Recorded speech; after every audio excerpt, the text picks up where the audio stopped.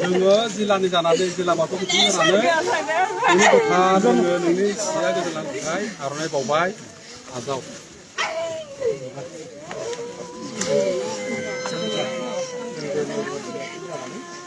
बावखांनायफोरा एसे बावखांबायबा ओरै एसे माबालाय साइड जाना होलाय जायगा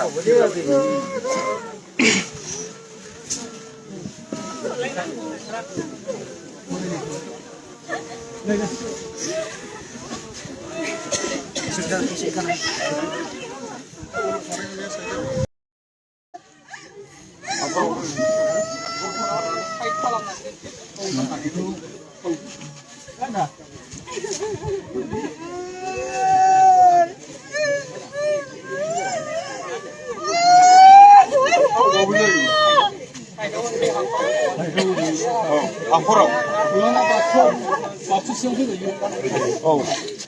सियाव सियावहाय जोंहा आर'नाइफ्रा मानसिखौ सोजासिम होआलै